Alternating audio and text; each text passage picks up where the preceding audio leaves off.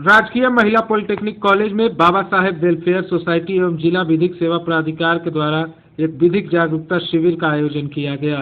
इस शिविर में उपस्थित कॉलेज की छात्राओं को जिला विधिक सेवा प्राधिकार के सचिव, अधिवक्ता सहित अन्य पदाधिकारियों ने विस्तार पूर्वक कानूनी जानकारियां दी, जिसमें खासकर महिलाओं से संबंधित कानून की जानकारी दी गई। साथ ही सभी कानूनी मामलों के निपटारों से संबंधित जानकारियां भी दी गई।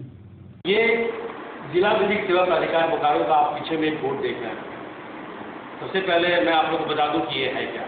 हालांकि हमारे विद्वान अधिवक्ता कुछ आप लोगों को बता चुके हैं, मैं थोड़ी सी और डिटेलिंग करूंगा।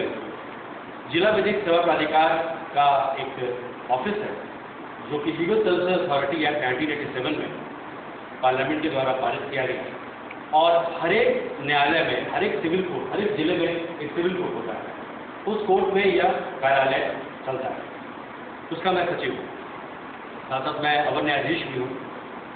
हमारा यह काम है मुख्य रूप से कि लोगों को उनके कानून के बारे में, उनके अधिकारों के बारे में, उनके कर्तव्यों के बारे में जगह जगह पर जाकर उन्हें उसके बारे में बताना, उन्हें जागरूक करना। उद्देश्य यह है कि जितने भी लोग हैं समाज के, वो एक सामाजिक भावना से और एक अपने अधिकारों की रक्षा के संबंध में जागरूक हों और आगे बढ़ें और उनका विकास हो। मुख्य उद्देश्य यही है। कोई भी व्यक्ति कानून की जानकारी नहीं होने के कारण पीछे न रह जाए, उसे जो सहायता मिलनी चाहिए, उसे जो समाज में अधिकार मिलना चाहिए, वो उसे न मिले। इस चीज़ को हमें देखना है कि वो उसको समान अधिकार सबको बराबर मात्रा में प्राप्त हो। तो एक मुख्य हमारा काम है कि हम लोग एक विधिक जागरूकता शिविर का आयोजन करते हैं। दूसरा हम लोग करते हैं, हर महीने आप लोग सुनते होंगे, पेपर आप लोग पढ़ते होंगे, तो लोक अदालत हम लोग ऑर्गेनाइज करते हैं। नेशनल लोक अदालत, मेगा लोक अदालत, हर महीने की लोक अदालत। लोक अदालत क्या है? जब कोई भी घटना घटती है, कोई भी केस होता है, तो लोग कोर्ट में जाते हैं, एक केस फाइल कर देते हैं या थाना में एक केस फाइल करते हैं। उससे क्या होता है कि वो एक कानूनी प्रक्रिया में आ गए।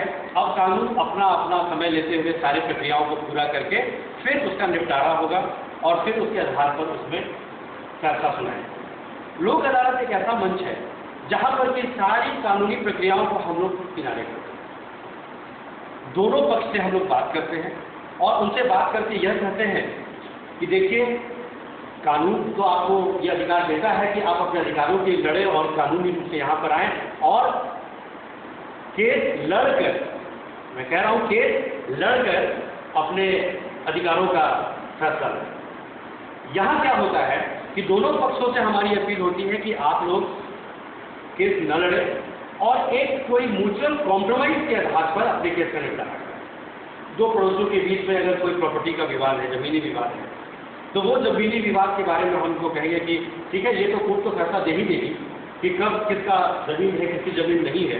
किंतु यदि आप लोग मिल बैठकर इन चीज़ों का निपटारा स्वतः कर लें, तो उससे क्या होगा कि आपका समय और आपके पैसे की बचत हो जाएगी। आप जो अपना काम छोड़ के कोर्ट जाते हैं, वहाँ पर आप वकील को पेमेंट करते हैं।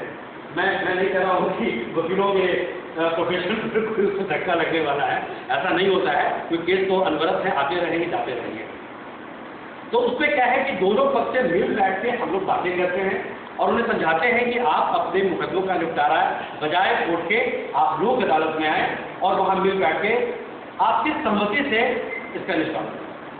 तो ये ऐसा मंच प्रदान करता है, खासकर वैसे केसेस जैसे आप लोग जानते होंगे कि कोई व्यक्ति बैंक से लोन ले लेता है, चुका नहीं पा रहा है, एग्रीकल्चरल लोन उसने लिया था बीज खरीदने के लिए, गाय खरीदने के लिए, तो उसकी माली हालत अच्छी नहीं है, वो नहीं चुका पा रहा, या ट्रैक्टर खरीदने के लिए। तो जितने भी एग्रीकल्चरल लोन है वो चुका नहीं पा रहा है, उसकी आर्थिक स्थिति खराब है, तो बैंक से भी हम उनको, बैंक वाले को भी बुलाते हैं, उन्हें बिठाते हैं, उस साइड से उनको भी बुलाते हैं और दोनों के एक मंच प्रदान करते हैं कि आप लोग मिल बैठ के एक मिनिमम एक्सेप्टेबल रिजोल्यूशन जो है उस पर आप लोग आ जाएं। मतलब यह कि बैंक भी कुछ तैयार हो जाए छोड़ने के लिए, वह व्यक्ति भी कुछ देने को तैयार हो। तो हमारा यह प्रयास करता है कि इस तरह के सारे केसेस जो होते हैं इंस्टीट्यूशनल, जैसे बैंक से संबंधित, लोन LIC से संबंधित, या जो क्लेम जो केसेस होते हैं, मोटर व्हीकल क्लेम जो होते हैं, तो इन सब चीज़ों के लिए हमारा ये प्रयास करता है। साथ साथ जो पारिवारिक विवाद होते हैं, जैसे पति पत्नी के बीच का विवाद, आप लोग अक्सर सुनते होंगे 498A का एक केस होता है। यह एक ऐसा हथियार है महिलाओं के लिए जिसका सही तरीके से इस्तेमाल किया जाए तो हर महिलाएं अपने अधिकार की रक्षा कर सकती हैं। 498A में प्रावधान किया गया है कि यदि महिला अपने ससुराल में है और उसके ससुराल वाले उसको प्रताड़ित करते हैं, किसी भी तरीके से प्रताड़ना देते हैं, खाना नहीं देते हैं, उसको पहनने ओढ़ने के लिए नहीं देते हैं, उसको मानसिक और शारीरिक रूप से हमेशा परेशान करते हैं। शारीरिक यानी मारपीट की जाती है, मानसिक ताना मारा जाता है। किसी को बेटा नहीं हो रहा है तो उसे हमेशा ताना मारा जाता है कि तुम्हें बेटा नहीं हो रहा है। तो इस तरह की ये सारी जो चीज़ें हैं, ये एक तरह की प्रताड़ना है। तो ये जो प्रताड़ित किया जाता है, तो इन प्रताड़नाओं से बचने के लिए महिला केस करती है 498A का, जो हमारे पास आता है। इसमें जो प्रावधान किए गए हैं वो बहुत सख्त है। अगर ये प्रमाणित हो जाता है तो पुरुष तो पहले जेल चला जाता है, पति कम से कम, और जब इसमें फाइनल जो आउटकम होता है, जो जजमेंट भी होता है, वो ज़्यादातर केसों में महिलाओं के पक्ष में ही आता है। तो सरकार के द्वारा एक ऐसा कानून बनाया गया है जो महिलाओं के हित के लिए है और महिलाओं के संरक्षा और सुरक्षा के लिए। अंतराल के बाद आपका स्वागत है। बढ़ते हैं अगली खबर की ओर।